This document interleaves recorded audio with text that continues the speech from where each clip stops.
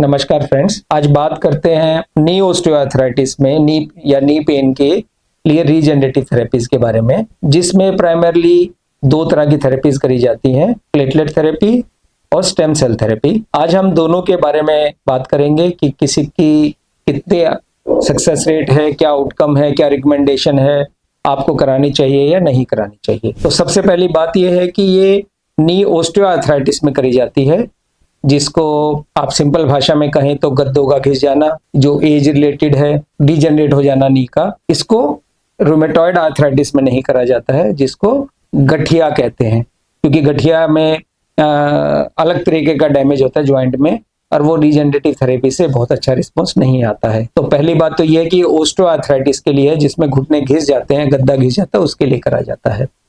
दूसरी बात है कि किन लोगों को बेनिफिट मिलेगा, वो ग्रेड 3 तक ही लोगों को बेनिफिट मिलेगा। ग्रेड 4 में अगर घुटना टेढ़ा हो गया है या ज्यादा बोन, उसकी चारों तरफ से हड्डी बढ़ गई है उसकी, आप बिल्कुल नी मोड़ नहीं पा रहे हैं, बैठ नहीं पा रहे हैं, तो ऐसे में किसी भी इस तरह की थेरेपी का कोई रोल नहीं है। जब तक आपका नी डिफॉर्मिटी नहीं हुई है, नी सीधा है और सिर्फ गद्दे घिसे हैं, जो ग्रेड 2 या अप टू ग्रेड 3, तभी ये इफेक्टिव है।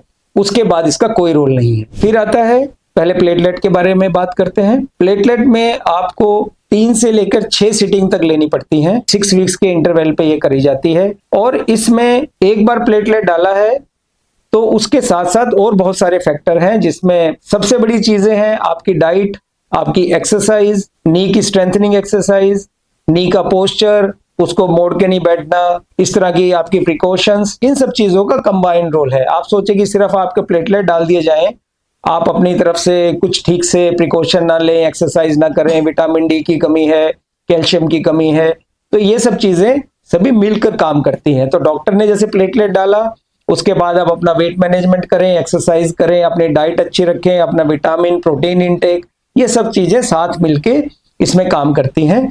और प्लेटलेट्स के बारे में एक बहुत इंपॉर्टेंट बात है कि प्लेटलेट की क्वालिटी बहुत इंपॉर्टेंट है, कि किस तरह की प्लेटलेट डाली जाती है। ऐसा नहीं है कि आप में जो प्लाज्मा हम बोलते हैं, पीला खून जिसको बोलते हैं, उसका 10वां हिस्सा ही प्लेटलेट होता है।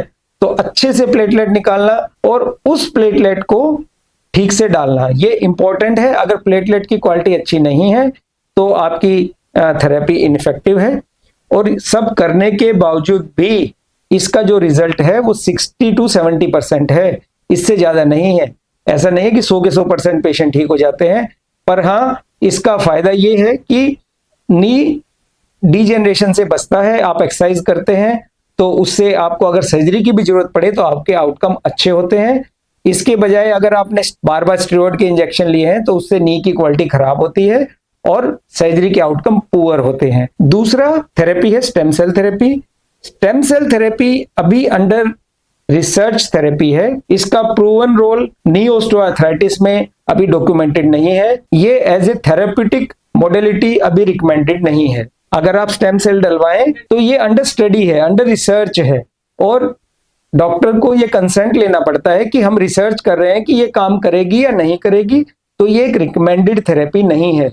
तो स्टेम सेल क्योंकि एक कॉस्टली थेरेपी है, तो इसके बारे में आप ध्यान रखें। अगर आप ये कन्विंस हैं कि इसका रिजल्ट अभी हमें पक्का पता नहीं है और उतने एक्सपेंसेस करने के लिए आप तैयार हैं और सिंगल सिटिंग स्टेम सेल से हो जाएगा, इसके बारे में भी अभी हमारे पास बहुत अच्छे एविडेंस नहीं है, तो इस बात का ध्यान रखें। अर्ली ऑस्टियोआर्थराइटिस है तो सबसे इंपॉर्टेंट है आपका अपना लाइफस्टाइल, अपनी exercise, rehabilitation, diet, weight management, ये सब करिए और नी रिप्लेसमेंट से बचिए।